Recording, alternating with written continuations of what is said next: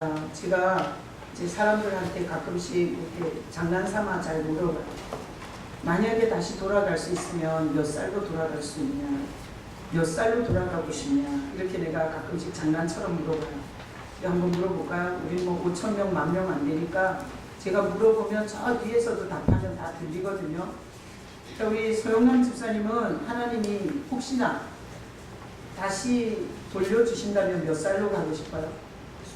20살. 종익 형제는 몇 살로 가고 싶어요? 저도 20살. 아유, 뭐 몇 살 먹지도 않았으면 간다 그래. 자, 김동구 집사님 몇 살로 가고 싶어요? 35이요. 35살 가고 싶어요? 아유, 이렇게 좀 하나님이 소원을 좀 들어주면 얼마나 좋겠어요. 이렇게 20살로 가고 싶다 그러면 20살이 되게 해주고, 또 이렇게 35 되고 싶다 그러면 35 되게 해주고. 그러니까 우리 저희 누구지? 승민이지? 승민이. 어유, 이 고등학생이 저렇게 성가대도 하고 얼마나 훌륭한지 몰라. 승민아, 너는 몇 살로 돌아가고 싶어? 응? 15살? 너 몇 살인데? 18? 18인데 15으로 돌아가고 싶어요? 자, 제가 그렇게 물어보면 거의 다 이렇게 자기가 그 흠모하는 나이로 가고 싶다고 얘기를 하더라고요. 근데 제가 이제 이렇게 주례를 이렇게 한 8, 9상 한 것 같아요. 근데 내가 이렇게 주례를 할 때마다 만약에 하나님께서 처음 결혼하는 그 나이로 나를 가라 그러면 나는 가고 싶다 그럴까? 그 생각이 들어요. 나는 어떤 나이로도 가고 싶지 않아. 왜 그런가 하면 지금까지 살아온 세월을 통해서 그 세월에 너무너무 많은 걸 얻었어요. 그래서 다시 그 나이로 가서 개고생하고 싶지가 않아요. 그래서 제가 한 8, 9상 주례를 하면서 저를 다시 신혼으로 다시 결혼하던 그날 립스틱 짙게 바르고 면사포 쓰고 사람들 박수 받으면서 마치 주인공이 된 것 같은 그런 결혼하는 그날로 돌아가고 싶나? 난 가고 싶지 않아. 왜 그런가 하면 우리 장모님하고 40년 살면서 엄청 고생해서 이제야 파악이 되는 게 많거든. 근데 또 처음 만나갖고 그 실갱이를 다시 하고 싶지가 않아. 그래서 저한테 만약에 몇 살로 돌아가고 싶냐 이러면 지금이 좋다고 말할 것 같아요. 안 그래요? 이게 2부 예배는 수준이 좀 떨어지는 거예요. 1부 예배 때는 저랑 같이 대답하는 사람이 있었어요. 돌아가고 싶잖아요. 지금이 좋다고. 그런 사람이 어떤 사람인 줄 알아요? 엄청 남편과 애들 때문에 엄청 고민 많이 하는 사람이 그랬어요. 또 누구나 알아보고 그러지 마요. 이따가 식당에 밥 먹으러 가서 1부 예배 때 돌아가고 싶지 않다는 사람이 누구야 이러고 쑤시고 다니지 마요. 그게 중요한 게 아니잖아. 저랑 같은 생각을 가지고 있는데 그분도 결혼해서 많이 힘드셨어요. 많은 과정을 맞추느라고 힘들었어. 자녀들을 키우느라고 많이 힘드셨어. 그래서 그러면서 얻은 게 많기 때문에 자기 돌아가고 싶지 않다고 그러더라고요. 그래서 저랑 똑같다고 멀리 저 뒤에 앉아서 악수는 못했지만 아주 흐뭇하게 서로 바라보면서 일부 예배를 했어요. 자, 교통사고가 나서 이렇게 확 부딪혀서 정신이 하나도 없는 사람이 일단은 확 쓰러졌다가 일어나면서 하는 말이 있어요. 그게 뭔가 여기가 어디예요? 그렇게 묻는 거예요. 여기가 어디예요? 정신적 충격을 확 받았다가 일어나면서 하는 말이 여기가 어디예요? 그 자기가 교통사고가 났다는 걸 기억을 못하는 거예요.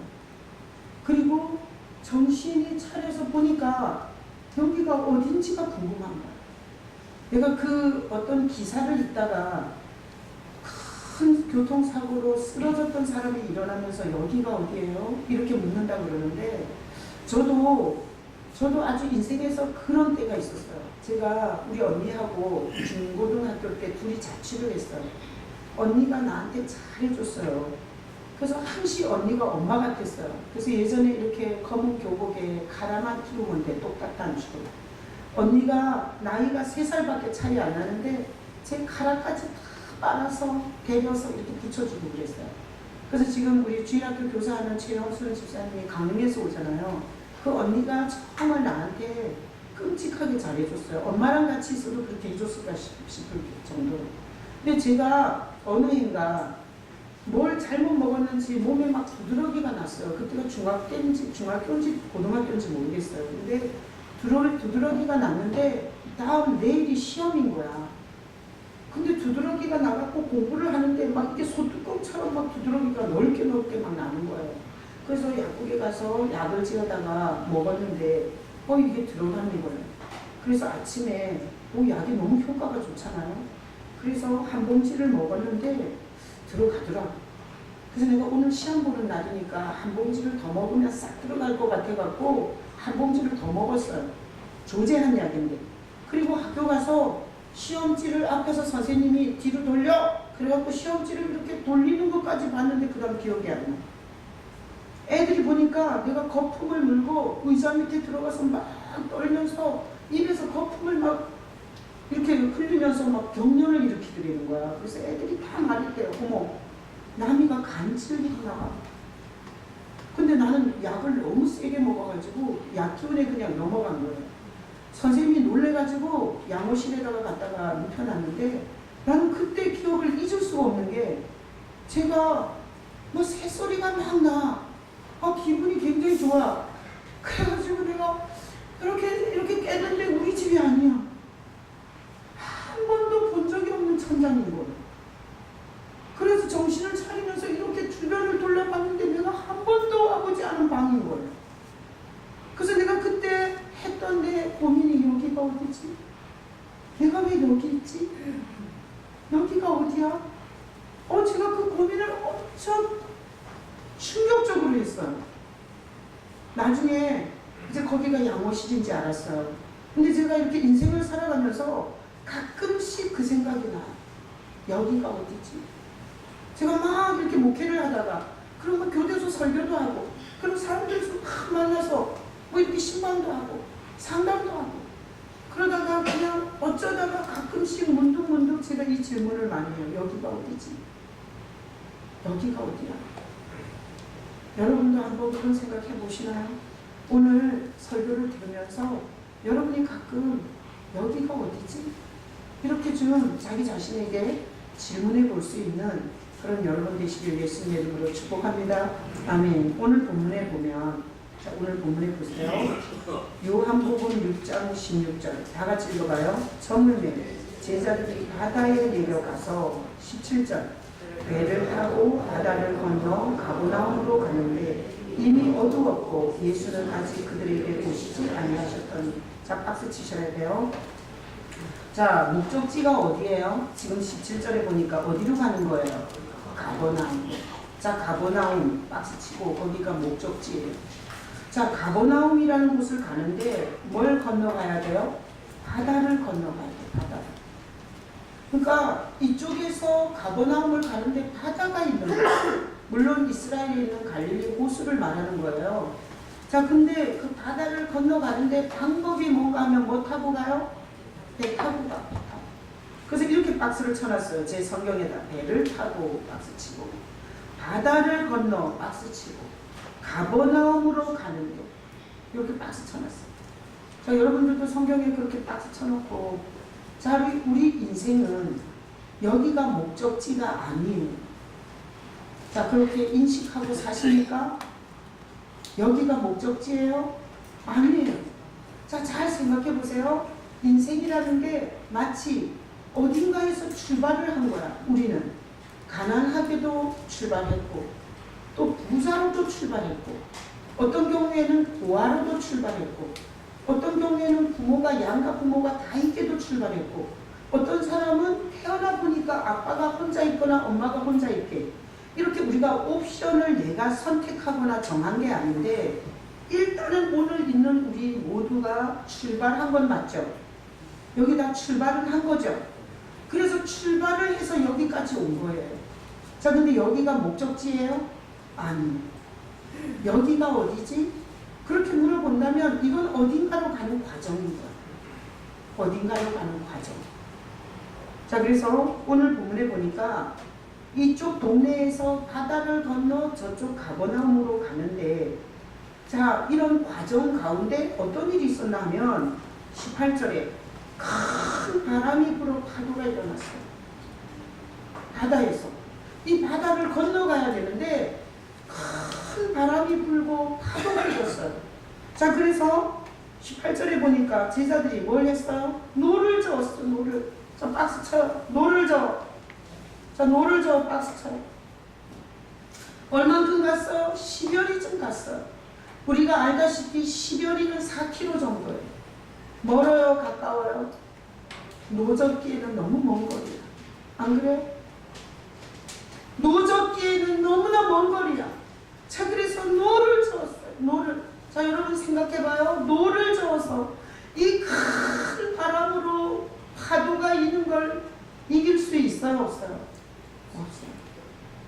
거의 저어서 간 것 같으면 파도가 또 제자리로 밀어버리고, 간 것 같으면 배가 뒤집힐 것 같아서 두렵고. 이 머리에 상상을 잘 하셔야 돼요. 자, 우리는 지금 어딘가를 출발해서 어딘가로 가고 있는데 바다에 있는 거야. 바다에. 상상할 수 없는 파도를 만난 거예요. 바람이 내 영역을 가지고는 다스릴 수가 없어. 이런 큰 바람에 의한 어마어마한 파도를 노를 젓고 있는 거야. 노를 젓고.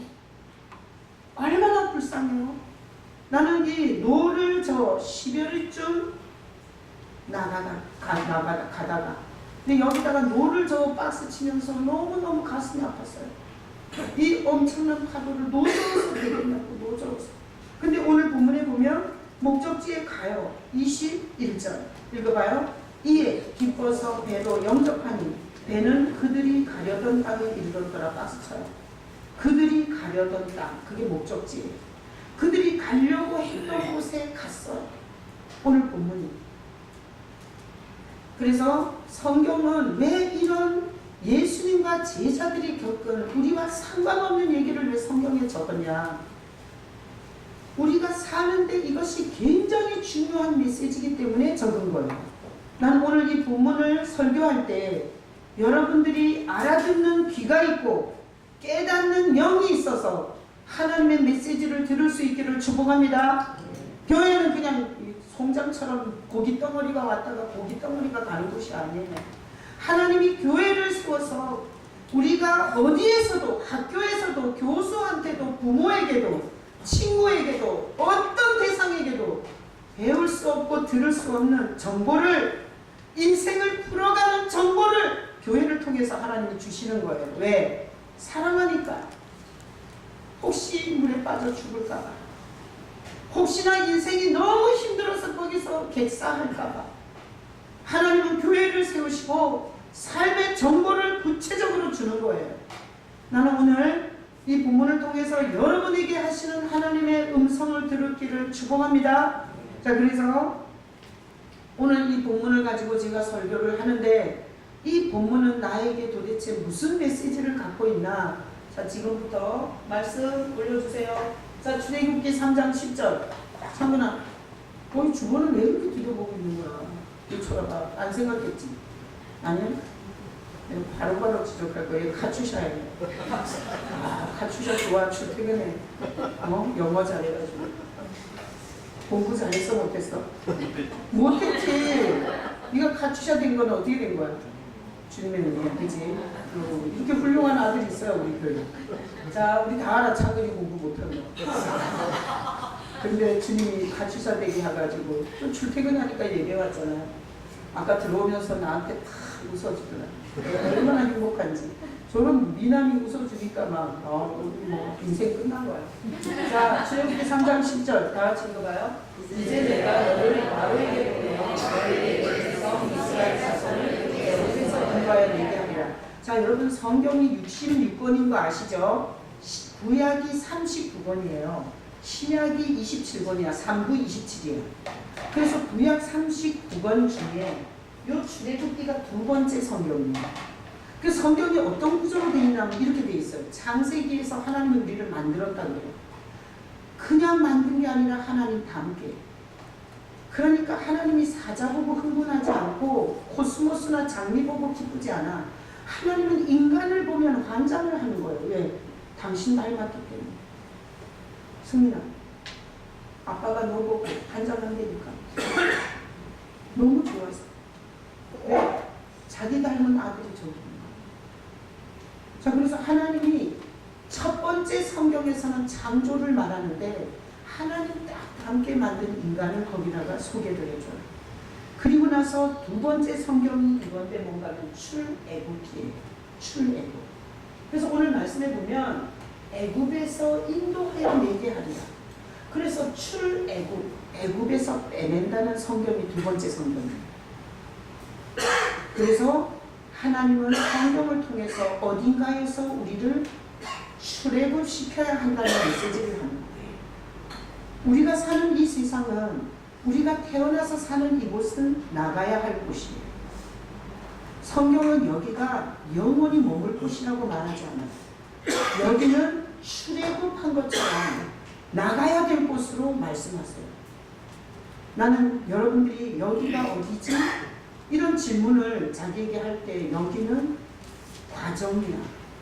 여기는 목적지가 아니야. 여기는 거쳐가는 곳이야. 여기서는 반드시 나가야 할 곳이야. 이 출애굽기를 통해서 애굽에서 인도하여 내게 하리라. 이 말씀을 통해서 여러분들이 여기서는 반드시 나가야 된다는 인식을 가지고 인생을 사시기를 축복합니다. 여기가 나갈 곳이 아니야. 여기서 영원히 말뚝 받고 부동산 투자해서 여기서 잘 먹고 잘 사는 곳이라고 생각한다면 인생을 지금 잘못 경영하는 거예요. 여기는 뭐 해야 될 곳이에요? 나가야 할 출애굽해야 되는 곳이에요. 여러분이 인생을 여기는 거쳐가는 곳이고 여기는 반드시 나가야 하는 곳으로 여러분이 알아들으시기를 축복합니다. 아멘. 다음 구절. 자, 애굽 출애굽기 3장 19절로 20절 읽어봐요. 내가 아버지 강한 손으로 치기 전에는 애굽 왕이 너희가 가도 허락하지 아니하다가 내가 내 손을 들어 애굽 중에 여러 가지 이적으로 그 나라를 친 후에야 그가 너희를 보내리라. 아멘. 상고만 이렇게 크게 해갖고 밑에가 저 뒤에서 안 보이면 안 돼요. 자, 이렇게 클 필요가 없어 글씨가. 자, 보세요. 출애굽에서 그냥은 못 나간다는 거지. 우리가 노져서 나갈 수 있는 세상이 아니라는 거예요. 자, 우리가 노져서 나가는 게 아니라 강한 손으로 쳐줘야 된다는 거예요. 하나님이. 그리고 어떤 세력이 있어. 애굽왕으로 표현이 됐는데 이 애굽왕이 가도록 허락하게 안 한다는 거예요. 우리는 여기서 나가고 싶지만 우리를 잡고 있는 애국왕이 절대 가게 내버려 두지 않는다는 거예요. 허락을 안 한다는 거예요. 뭔가로 꽉꽉 붙잡아 매놓고 있다는 거예요. 내가 내 손을 들어 애국 중에서 여러 가지 이적으로 그 나라를 친 후에야 너희들이 보내리라. 그래서 하나님이 쳐줘야 나가는 거예요. 어떤 인간도 노젓고 머리 굴려서 자기가 똑똑하게 경영해서 나갈 인간은 없어요. 하나님이 강력한 하나님의 능력과 권세로 쳐줘야 이 멸망하는 세상에서 출애굽할 수 있어요. 나는 여러분의 인생에 하나님의 강력한 구원의 역사가 임하기를 축복합니다.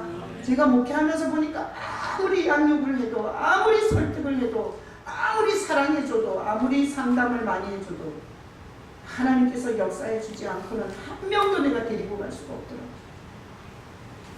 여러분의 인생에 뭔가 이곳에서 여러분들이 탈출을 해야 된다면 하나님의 강한 손의 역사가 있어야 돼요. 여러분의 인생에 하나님의 강한 역사가 임하시기를 축복합니다. 네. 만약에 우리가 출애굽을 해야 되는데 거기서 죽는다면 개 죽음인 거예요. 못 나가고 죽는다면 개 죽음인 거예요. 다음 민수기 33장 50절로 51절 읽어봐요. 여리고 맞은편 요단강과 모압 평지에서 여호와께서 모세에게 말씀하여 이르시되 이스라엘 자손에게 말하여 그들에게 이르라 너희가 요단강을 건너 가나안 땅에 들어가거든. 여러분 목적지가 이스라엘 백성을 애굽에서 건져서 광야 동안에 40년을 먹이고 입혀요. 하나님. 그리고 목적지가 어딘가 하면 가나안 땅이에요.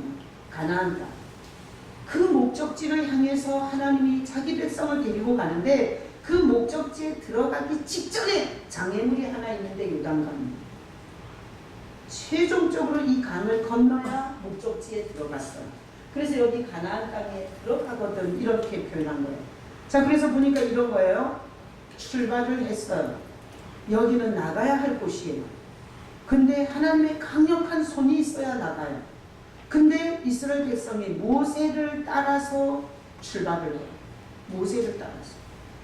그리고 이스라엘이 이 최종 목적지 가나안 땅 앞에 있는 요단강을 누구를 통해서 건너나 하면 여호수아를 통해서 건너요. 자, 그래서 오늘날 우리가 이 세상에서 나가서 이 요단강을 건너 하나님이 우리에게 출발하게 하셔서 목적지에 도달하게 하는 그 목적지를 그대로 도착하게 하시는 분은 누구예요? 예수님이세요. 그래서 예수님은 모세처럼 멸망할 세상에서 우리를 빼내주시는 분이세요. 예수님은 최종 목적지에 있는 장애물인 요단강을 건너게 하는 여호수아와 같아요. 그래서 여호수아는 이름이 예슈아, 히브리어로는 똑같아요. 자, 그래서 여기가 어디냐? 이렇게 제가 설교를 시작했어요. 여기가 어디냐? 여기는 나가야 할 곳이에요. 여기가 어디냐? 여기는 요단강을 건너야 목적지로 가는 거예요. 자, 여기에서 탈출할 수 있는 건 누구가 와야 돼요? 예수님 와야 돼요. 여러분 인생에 예수님이 오지 않고는, 예수님이 여러분에게 오셔서 강한 역사를 해주지 않고는 이 멸망할 세상에서 다 고생하고 그리고 여기서 지옥 같은 인생을 살다가 지옥에서 눈 뜨는 거예요. 난 여러분의 인생에 예수님 오시기를 축복합니다. 목회는 사람 끌어모는 데가 아니에요. 목회는 돈 헌금해서 집 짓는 곳이 아니야. 제가 목회를 해보니 목회는 뭐냐? 멸망하는 세상에서 하나님 아버지가 계신 곳으로 성도들을 안내해서 같이 거기까지 가는 거예요. 우리의 목적지는 하나님, 우리를 지으신 하나님 아버지가 계시고 우리 죄를 대신해서 자기 목숨을 버리신 예수님이 살아서 우리 죄를 갖고 살아계시는 거기 천국이 우리 목적지예요. 다같이 고백해요. 여기는 목적지가 아니다. 나의 목적지는 천국이다. 여러분, 여기는 분명한 것은 여기는 환경공해, 사람들이 다 이상해. 회사 가도 이상하지 않아요? 교회도 너무 이상해. 이상한 인간이 너무 많아. 가정에는 더 많아. 안 그래요? 남편을 봐도 이상하지 않아요? 자식을 봐도 이상하지 않아? 우린 다 이상한 사람들이 여기서 살아. 그래서 확실하게 알겠어. 쓰레기가 저기 남태평양 무인도 섬에 쓰레기 더미래잖아요. 여러 가지로 봤을 때 여기는 유한한 어떤 한계가 있는 곳이라는 것밖에 알 수가 없어요. 우리 어렸을 때 이렇게 환경공해가 심하지 않았어요. 점점 심해지지 좋아질 리는 없어. 그렇다고 해서 경유차 다 없앤다고 그게 좋아지나? 응? 소가 방구 껴서도 엄청 공해가 심하다는 거예요. 자, 그래서 큰 그림으로 인생을 보면 우리는 어딘가에서 출발했어요. 옵션이 다 다르게. 그렇게 출발해서 여기까지 왔어요. 근데 여기는 분명히 목적지가 아니라는 건 확실해요. 그런데 오늘 본문에 목적지에 누가 데리고 가요? 예수님이 데리고 갔어요. 노저 갔어요? 아니. 노저어서 한 게 시대를 갔어요. 여러분, 인생을 보면 노젓는 인생이 있어. 노젓는 인생. 얼마나 애를 쓰는지 몰라. 얼마나 회사에 충성하는지 몰라. 얼마나 열심히 사는지 몰라. 그렇게 노젓는 인생의 특징이 있어요. 노저 사는 인생의 특징, 억울함이에요. 내가 어떻게 했니? 내가 남보다 더 열심히 했고, 내가 불철주야. 내가 노력했고, 내가 얼마나 착하게 살아야 노젓는 인생인지 예수님을 영접한 인생인지를 자기 진단을 하셔야 돼요. 나는 오늘 설교를 통해서 여러분이 노젓는 인생인지 예수님이 온 인생인지 진단할 수 있기를 축복합니다. 자, 내가 지금부터 노젓는 인생의 특징을 말할 테니까 거기 해당되나 OX, 이게 문진표야, 문진표. 자, 노젓는 인생의 특징 첫 번째, 억울합니다. 억울. 내가 열심히 살았는데 어떻게 이것밖에 안 되냐. 노젓는 인생의 특징이에요. 억울함. 그 다음에 화가 많이 나요. 화가. 왜? 자기가 이렇게 열심히 사는데 이놈의 자식 새끼들이 공부를 열심히 안 해주는 거야. 아니 한번 생각해 보세요. 노를 자기가 막 열심히 적고 있어. 주변에서 노는 인간들이 보면 열받는 거야. 아주 두드려 패고 싶은 거예요. 그래서 노젓는 인생의 특징 첫 번째 억울함, 두 번째 화가 많이 나요. 화가. 마누라한테도 화가 나고 자식한테도 화가 나고 남편한테도 화가 나고 그냥 열받아. 내가 목회하면서 힘들어요. 이 열받은 사람들이 많이 와. 그래서 교회 와서 화를 많이 내. 지네 집에서 안 되니까 교회 와서 그냥 화를 내고 난리야. 소영님 지사님. 퀴즈. 인생이 잘 풀리면 교회 와서 화를 내겠어요? 되는 일이 없으면 화를 내겠어요? 되는 일이 없는 인간이 와갖고 여기서 화를 내. 왜 그래요? 노졌다가 너무 열받아 온 거야. 누구든지 걸리기만 하면 두드려 패려 그러는 거예요. 자, 노젓는 인생의 특징, 억울하다. 자꾸 반복하는 이유는 진단을 하라고, 진단을. 두 번째, 화가 많이 난다. 그래서 하여튼 집에서 성질을 많이 부리는 아버지를 보거든 저거 노젓고 있구나. 이렇게 생각하면 돼요. 이제 아버지들 집에 가서 화내면 안 돼요. 김동구 집사님, 화 많이 내요? 안 내요? 하여튼 집사님 집에 가서 김밥 말고 있고 그냥 집사님은 예배 오고 마누라는 가게 시키고. 근데 예배 드리고 와서 또 화를 내고 이러면 집사님은 노젓고 있는 거야. 자, 억울하다. 화가 난다. 감사가 없어. 감사가. 뭐 감사할 게 없어. 뭐 부동산 투자했는데 올려준 적 있어? 내가 기도했는데 들어준 적 있냐고. 노젓는 인생은 절대 감사가 없어요. 억울하죠? 화딱지 나죠? 감사가 없죠. 그래서 여차하면 아주 그냥 누구든지 걸리면 그냥 쑤시든지 자기가 목매달아 죽든지. 아, 열받아 못 살겠어. 아니 생각해봐요. 바다에서 바람이 계속 불어. 풍랑이 계속 일어. 노를 줬는데 그게 나가지겠냐고. 파도가 기약이 없어. 이 파도가 언제 그칠지를 몰라. 그러니까 화가 얼마나 나겠어요. 그래서 노젓는 사람은 남의 탓을 많이 해. 지가 안 되는 건 다 부인 탓인 거야. 네가 살림을 잘못해서 그렇다는 거야. 내 예전에 어떤 공사 감독, 강구사 감독이 진짜 돈 잘 벌더만요. 1년에 4억을 벌더라고. 4억을. 아, 부동산 그 빌딩 좀 지어요. 최영준 부사님. 1년에 한 4억 벌어서 한 4억 벌면 얼마 원금하는 거야? 아니, 그런 사람이 없지 왜? 1년에 4억 벌어갖고 주식 투자 4억 했다가 홀라당 다 날아갔어요. 그래가지고 마누라를 패갖고 생리빨 8대가 나갔더라고요. 노젓는 인생은 탓을 많이 해요. 자, 4가지 말했어요. 4가지에 다 해당되는 사람은 절대 노젓고 있는 거예요. 종이가 몇 가지 오고 다야.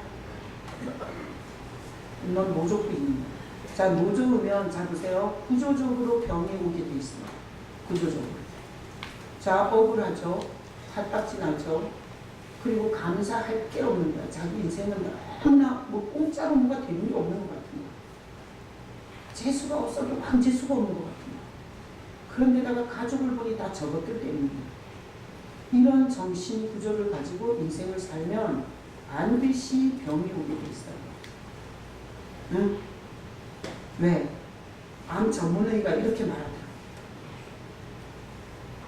다른 사람을 극적으로 미워하거나 그리고 되는 일이 없어서 열받은 사람들이 스트레스 지수가 엄청 높답니다. 이 스트레스 지수를 가지고 한 달만 살면 이게 구조적으로 병은 오게 돼 있대요. 제가 목회를 하면서 성도들이 막 속을 썩을 때가 있어요. 그래서 내가 집에서 혈압을 제가 180, 190 올라가요. 스트레스 혈압. 평소에는 혈압이 없어요. 근데 막 이렇게 스트레스가 생기잖아요. 그럼 180씩 올라가요. 그러니 노젓는 인생은 억울하고 원통하고 감사도 없고 그리고 열받고 이렇게 살다가 병까지 걸리는 거예요. 자, 계속 노 저으실 거예요? 계속 노 저으실 거예요? 바꿔야 돼요. 그래서 오늘 주보에다가 제가 제목을 이렇게 했어요. 뭘 바꾸라고요? 사공을 바꾸라고. 사공. 너무나 열심히 살다가 안 걸려서 가족들이 먹고 살만해졌을 때 죽는 사람이 있어요. 왜 그런 줄 알아요? 혼자 애쓴 거야, 혼자. 근데 그런 사람들 볼 때마다 얼마나 가슴이 아프고 불쌍한 줄 알아요? 자, 다음 구절. 요한복음 14장 6절 읽어봐요. 예수께서 이르시되 내가 곧 길이요 진리요 생명이니 나로 말미암지 않고는 아버지께로 올 자가 없느니라. 예수님이 자기 소개를 뭐라 그러냐면 자기를 길이라 그래요. 길. 인생이 길을 가고 있는 거야. 근데 그 인생의 길로 오셨다는 거예요. 그래서 우리는 어딘가에서 출발해서 어딘가로 가고 있는데 목적지를 몰라. 우리는 어떻게 가야 될지 몰라. 그래서 누구 붙잡으면 돼요? 예수님 붙잡으면 돼요. 예수님이 내 인생에 오면 그분이 길이 되죠. 자, 그래서 어디로? 아버지께로 올 자가 없느니라. 나로 말미암지. 그러니까 이 세상에 뭐 금식 기도를 하면 아버지께로 가나? 교회에다가 한 수십억 헌금하면 아버지께로 가냐고. 그건 목사들이 거짓말한 거예요. 아버지께로 우리를 만드신 본체, 우리를 자기답게 만들어서 절대 우리를 죽일 생각이 없고 우리를 괴롭힐 생각이 없고 우리를 시궁창에 처박을 생각이 없는, 우리 부모가 자식을 보면서 나는 고생했지만 너는 고생하는 거 싫고, 나는 못 먹었지만 너는 잘 먹었으면 좋겠고, 나는 찌개를 졌지만 너는 화이트 칼라로 살았으면 좋겠는 그런 이 죄성을 가진 부모도 자기 새끼 보고 악한 계획이 없는 것처럼, 우리를 만드신 하나님은 우리를 얼마나 우리가 죄 가운데서 이렇게 목적지를 잃고 세상의 욕심과 탐욕에 눈이 멀어서 개되지만도 못하게 정신의 두려움과 염려와 걱정과 분노와 억울함을 갖고 사는 우리를 너무너무 불쌍히 여기세요. 그래서 인생의 길 안내를 해주는 하나님으로 오신 분이 예수님이세요. 하여튼 교회를 다니면서 예수를 모르는 건 다 가짜야. 그건 종교 짓을 하다가 지옥 갈 사람이에요. 목사도 예수님을 모르는 목사는 지옥 안내를 하는 거예요. 영혼을 다 사냥질하는 거야. 이 세상에다 발톱밖에. 그래서 복. 하나님이 복 주신다고 해갖고 천국 안내를 못 해주는 거예요. 자, 여러분 인생의 길은 누구예요? 예수님이세요. 자, 여러분이 인생의 길을 잡으셔야 돼요. 이게 내가 자꾸 이랬더니 뭐 목사를 위해서 잡으려고 그래. 날 위해서 잡지 마요. 이렇게 생각해 보라고. 우리는 어딘가에 출발했어. 여기가 어디냐고. 여기는 과정이라고. 목적지가 아니라고. 그 목적지로 우리를 데려다 주러 오신 하나님이 예수라고. 그러니까 교회를 개폰 재고 다니지 말고, 여기서 직분을 얻으려고 하지 말고, 여기서 한 자리라도 더 높은 자리가 어디 있어. 다 섬기는 자리지. 높은 자리 해먹으려고 하지 말고 여러분의 사공으로 예수님이 오시도록 하셔야 돼요. 교회 오시면서 계속해서 주님, 나를 지나가지 마세요.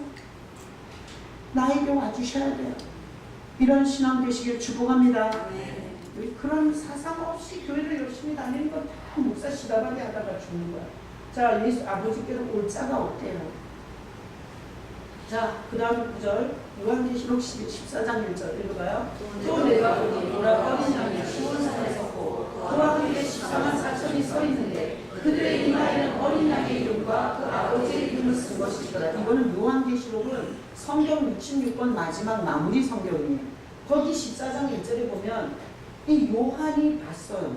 최종 역사의 마지막을. 봤더니 어린 양이 누구예요? 예수님이시죠?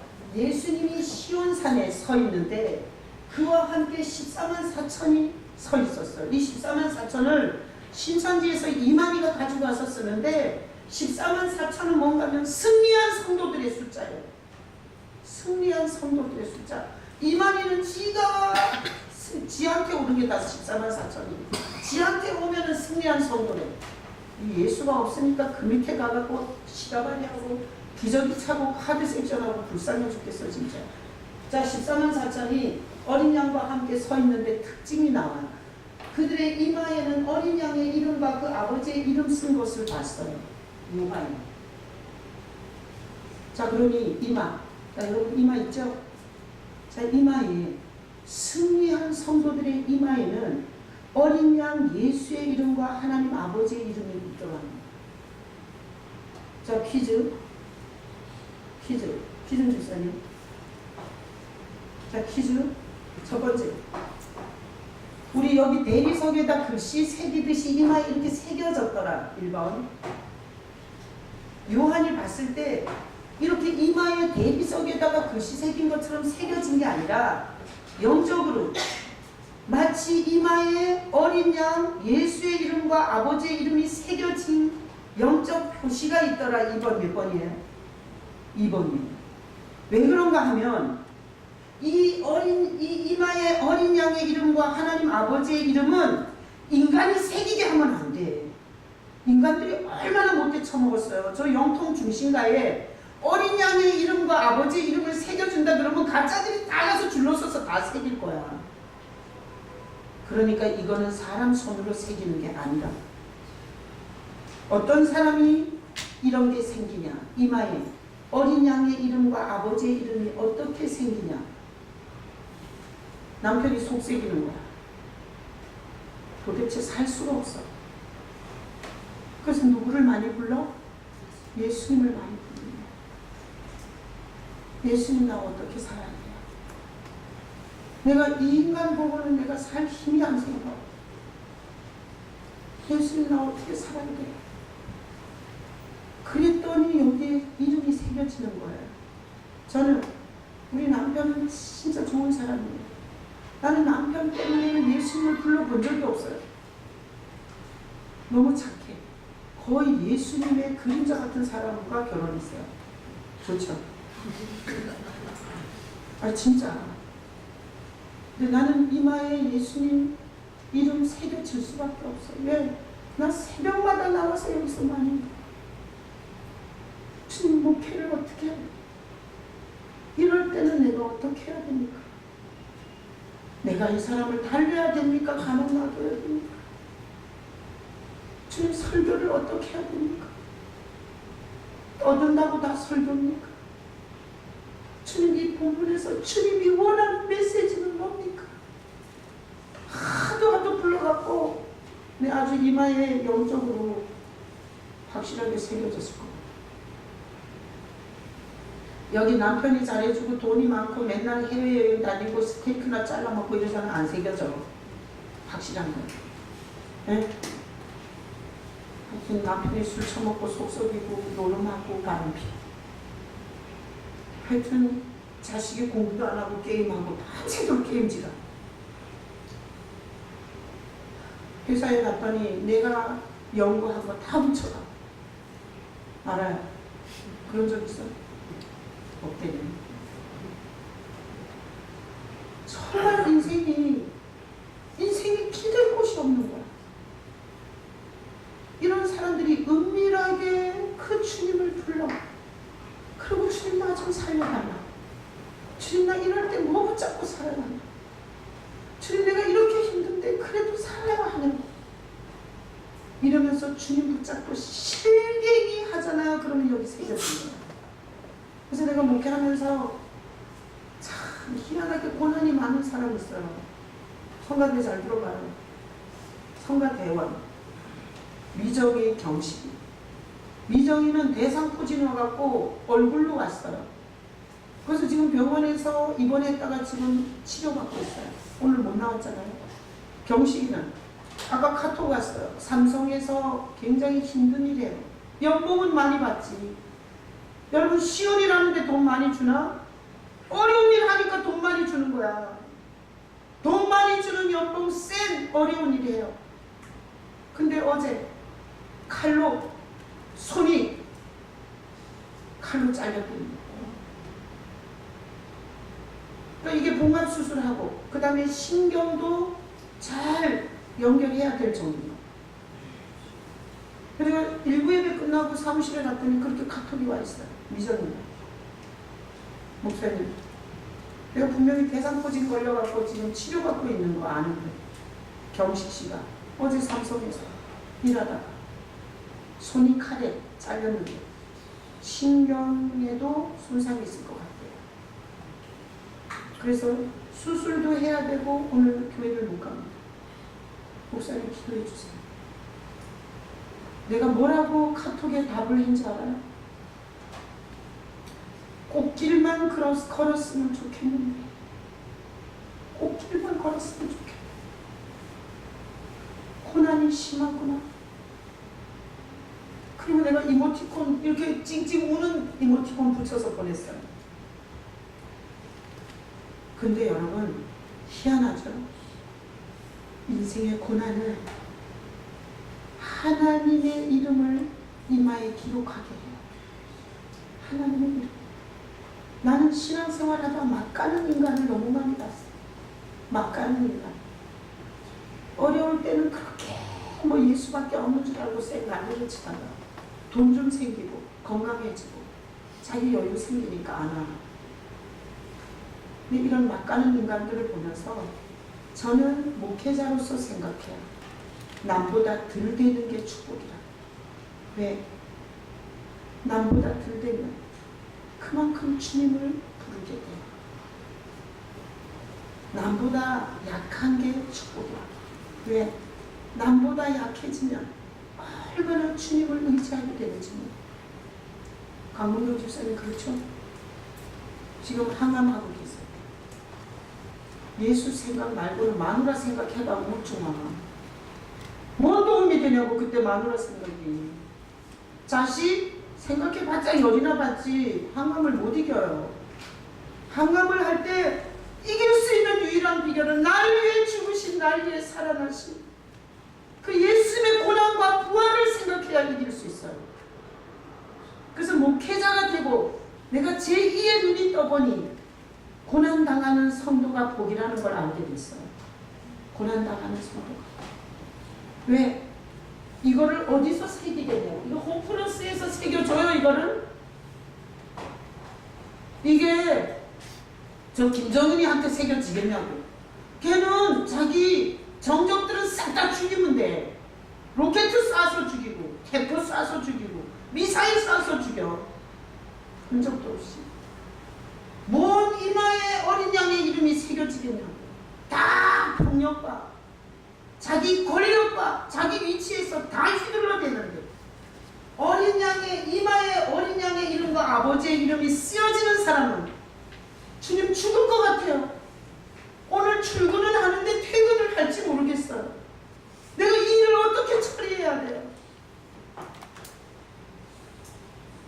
그리고 저 같은 경우에는 저는 종합병원이에요. 저는 암을 앓을 수 있는 확률이 90몇 %짜리가 내 몸에 3-4개가 있었어요. 자궁에도 있고 산부인과 최고 권위자가 이건 몇 년 안에 자궁암으로 전환될 수밖에 없는 조건이라고 말했어요. 근데 지금까지 자궁암 아직 안 나왔어요. 왜? 이게 제가 결혼하기 전에 이미 난소 하나를 잘랐어요. 왜? 무릎이 25cm가 생겨서 이렇게 빠져가지고 빠진 부분이 썩어 들어가는데 나는 성관계를 한 적이 없으니까. 나는 처녀 때 내가 성관계를 한 적이 없는데 배가 자꾸만 불러오는 거예요. 그래서 내가 내과에 갔어요. 근데 내과에서는 산부인과에 가요. 그래서 내가 말했어. 나는 산부인과에 해당이 없다고. 근데 가보래. 갔더니 난소에 이만한 종양이 생겨가지고 그게 썩어 들어가는데 그게 터졌으면 나는 완전히 복강경으로 어마어마하게 힘들었을 거예요. 난소 하나를 이미 잘라냈어. 그때 그 의사가 그랬어. 근데 난소를 잘라준 산부인과 의사가 2개씩 있는데 한 곳에 문제 생긴 건 반대쪽에 반드시 같은 문제가 생기고 바꾸지 못해. 근데 여기까지 한 개 갖고 애들 둘 낳고. 그러니 얼마나 이 연약한 육신을 가지고 주님을 얼마나 바라봤겠으면 새벽마다 주님 앞에 달려왔어. 주님, 나 같은 인간도 살 희망이 있습니까? 정신이 다 망가지고 남편을 봐도 답답하고 자식을 봐도 힘들고 이런 인간도 계속 살 이유가 있습니까? 그리고 매일 새벽마다 주님 앞에 와서 주님을 생각했어요. 그러니 지금 내 이 이마에 내 사고 속에는 남편보다 자식보다 주님이 더 분명하게 계세요. 내가 페이스북에다가 며칠 전에 글을 썼어요. 주님은 신실하고 항상 거기 계시네. 그 찬양을 부르면 그렇게 좋아요. 네.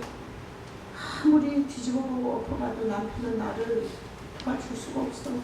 자기 직장 생활도 감당이 안 되는데 그것도 힘들다고 금요일만 되면 오늘만 갔다 오면 논다고 좋아하는데 거기다 대고 내 문제를 어떻게 얘기를 하겠냐고.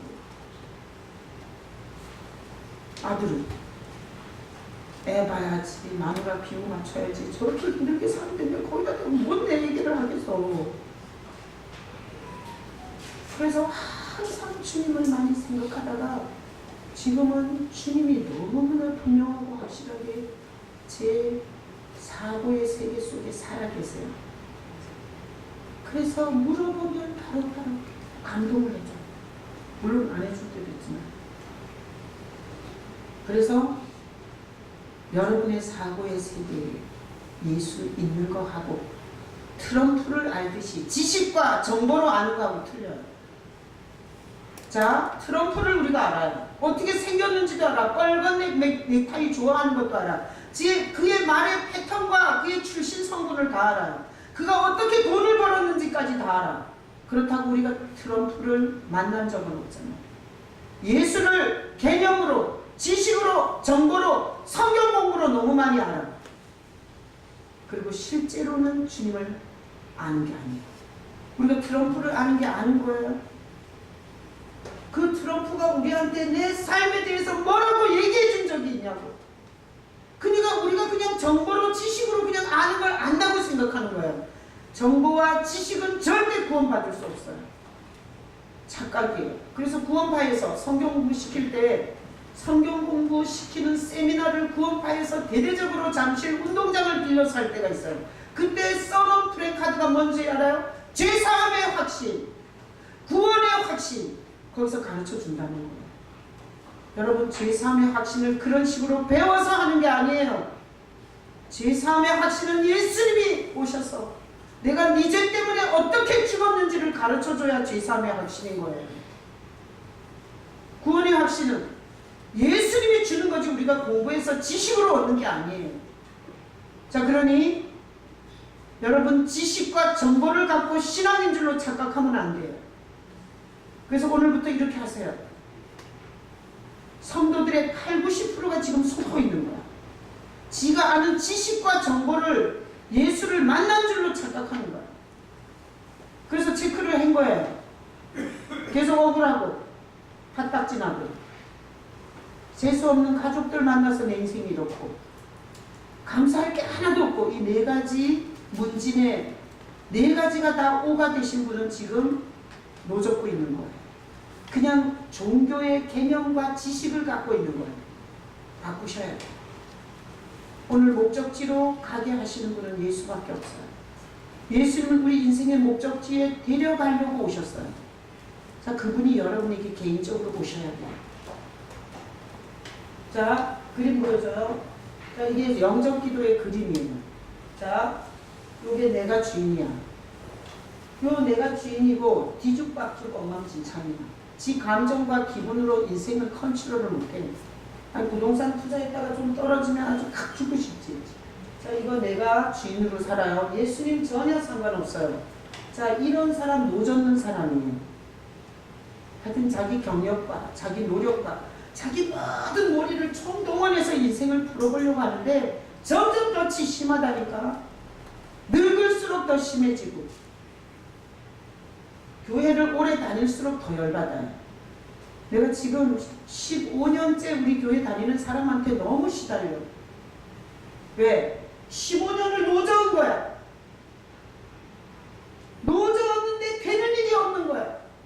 그러니까 나한테다가 막 난리를 쳐. 내 15년짜리가 엄청 무서워. 수민아, 너 아까 몇 살 되고 싶다고? 어? 15살? 내가 제일 무서워하는 나이야. 그땐 배는 게 없더라고. 막 들이받아. 막 때들어. 노를 15년을 저은 거예요. 이렇게 예수를 소개하는 교회에서. 그러니까 예수를 소개하는 교회에서는 얼마나 많이 노져오면서 열받아 있을지 아시겠어요? 자, 15년 노져서 화딱지 나갔고 지금 막 딜 받는 사람 많아. 자, 이거는 사공을 바꿨어요. 예수님이 오셨어요. 자, 오늘 거기 말씀해 보면 가려던 땅에 이르게 해주세요. 그래서 제가 할 수 있는 건 이것밖에 없어요. 이건 노젓는 거다. 노젓는 증세는 4가지 있다. 사공을 바꿔라. 노져서는 못 산다. 늙어서 안 걸린다. 그런 사공을 오늘 받다. 하나님이 오늘 왜 이 설교를 하게 되는 줄 알아요? 여기 노젓는 사람이 너무 많은 거야. 응. 지수야, 지수 어딨지? 넌 왜 그 뒤에 앉았어? 주님과 멀어지고 싶은 거야?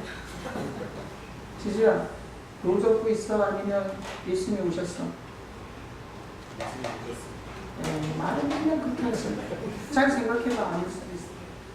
자, 그래서 오늘 말씀을 통해서 여러분을 사랑하셔서 여러분이 전도에서 한 명도 안 오셨어요.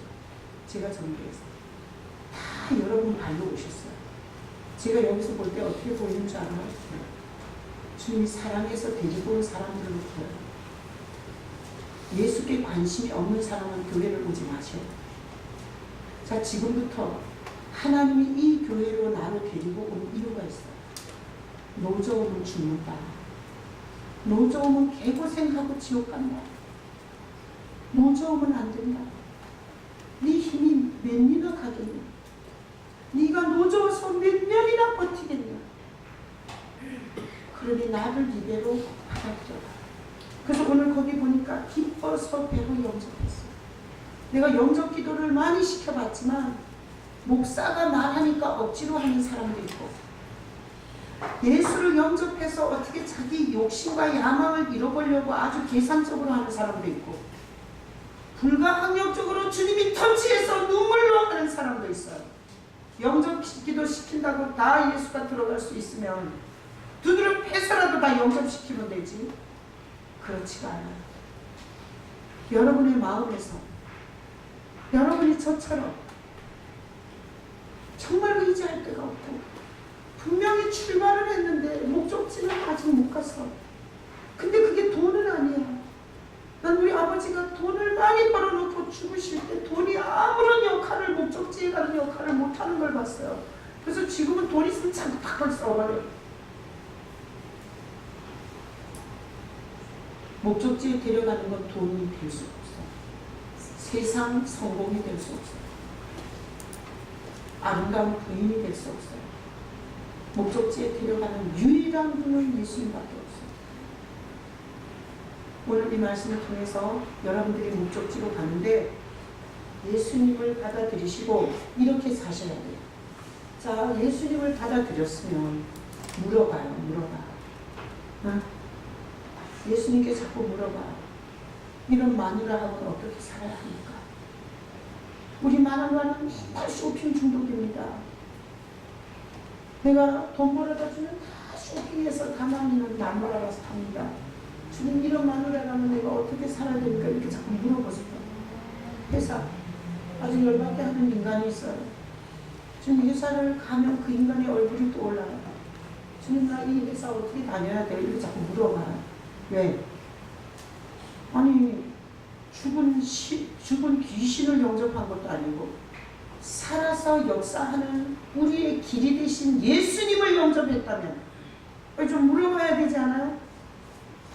근데 희한해요. 저는 이거 잘하거든요. 묻는 거. 하나님이 창조한 거 어떻게 믿어요? 그렇게 물어봤고 예수님이 뭐하러 그렇게 생쇼를 했어요? 그 방법 말고는 우리를 구원할 방법이 없나요? 이렇게 물어봤어요. 왜 창세기 다음에 출애굽기예요? 이렇게도 물어봤어요. 왜 저 사람이 우리 교회에 왔어요? 이렇게도 물어보고 왜 저 인간은 저 난리를 치면서 교회를 이렇게 힘들게 해요? 이런 것도 물어보고 아니 저 인간은 왜 이때에 교회를 나가요? 이런 것도 물어보고 주님 저 사람은 왜 입만 벌리면 저 얘기를 저렇게 반복해요? 이런 것도 물어보고 저 인간은 왜 수십 년 술을 못 끊어요? 이것도 물어봐요. 예수님을 영접해서 사공을 다 본다면 지 마음대로 생각하지 말고 좀 물어봐요. 내가 경식이랑 미정이랑 너네가 꽃길 걔네들 다 우리 교회에서 결혼한 애들이 얼마나 마음이 그렇겠어요. 꽃길만 갔으면 좋겠다. 부모 같은데. 근데 둘 다 지금 저렇게 예배도 못 나왔어요. 근데 내가 믿는 주님은 대성포진이 얼굴로 오든 말든 손가락이 칼에 잘리든 말든 주님은 걔네들을 거꾸로 들이지 않는다는 것. 그걸 통해서 더 주님을 사랑하고 주님을 붙잡게 한다는 것. 그거 하나는 확실해요. 자, 오늘 여러분의 사공이 여러분의 의지와 자유의지와 이 설교를 통해서 심각성을 알고 내가 종교 짓을 하는 것이 아니라 진짜 사공이 바뀌어야 된다는 것을 심각하게 인정하고 고백할 때 주님은 오늘 여러분의 인생의 사공이 되어 주실 거예요. 그리고 이 여정을 건너 목적지에 들어갈 수 있게 해 주실 것입니다. 우리 성도들 중에 한 명도 여기 이 광야 애굽에서 개죽음하는 성도가 하나도 없기를 예수님의 이름으로 축복합니다. 아멘. 자, 성찬의 떡 이것은 내 길이 예수님이시고 예수님 놓치면 그 순간에 죽는다고